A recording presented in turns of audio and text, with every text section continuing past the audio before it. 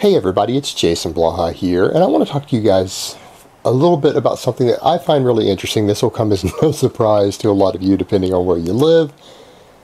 But for me it's interesting because, as most of you know, I come from Texas originally, and American football is the only sport. We have other sports, but it's like there's football and then there's other sports. And particularly in my family, because right now my cousin Chris Kasurik is coaching for the Detroit Lions for my dad's side of the family. And so, we don't talk bad about football in my family. So I'm not dissing American football here. I'd get disowned by half of my family if I were to even do so. So I'm clearly not going there. But it's interesting when you travel around the world, go to different countries, or you look at the way it is in a country like England over here where I'm at right now. In Texas, the way the American football works, it's really only a sport to where you plan on competing more competitively, and it's really only done at a young age. We don't really have, at least at any sort of organized level, teams outside of schools and professionals for the most part.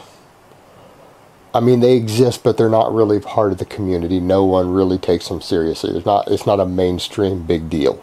So you play in high school, a very small percentage from high school go on to play in college.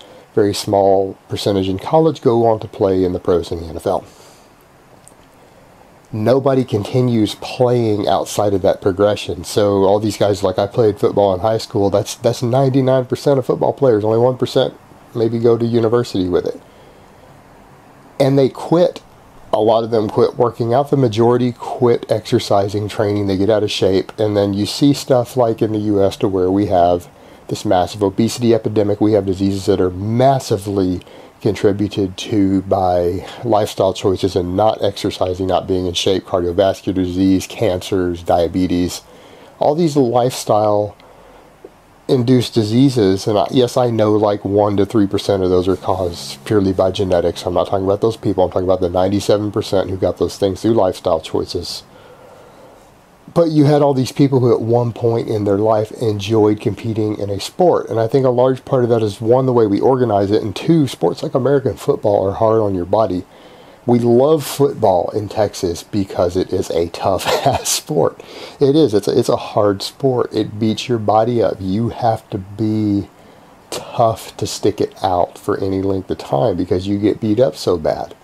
We love it for that reason, but that's the one downside of it also, is that nobody continues to do it after that. Everyone gets out of shape. They don't have a reason to train anymore. Whereas when you come over here in England and soccer, or as they call it football here, but we call it soccer back in the US, you take a sport like that, people continue to compete in it at the local levels up through middle age.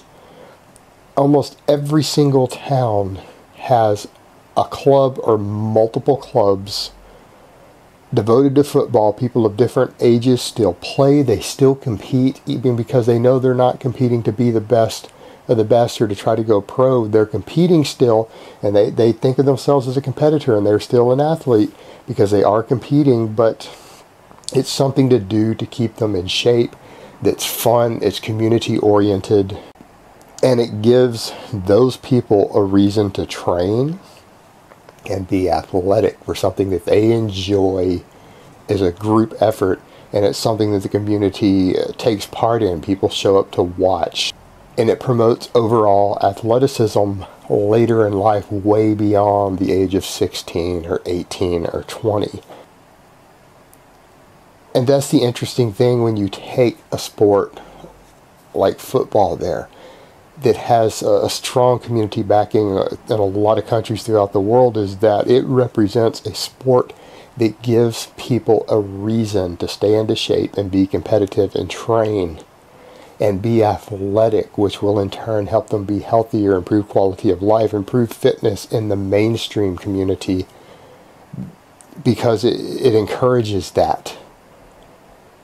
And I think that's a really positive thing, and I really wish that we had more of that sort of thing back in the U.S. I think that type of movement, or having sports like that, could help us tremendously with the obesity epidemic and all these other lifestyle epidemics, simply because it would give the mainstream members of the community a reason outside of just their health, but something fun that's competitive with community backing to stay in shape and be fit and athletic. Alright guys, but that's really all I have to say on that today. I hope it's been informative, and I will talk to you guys next time. But let me give you guys a bicep shot before I go.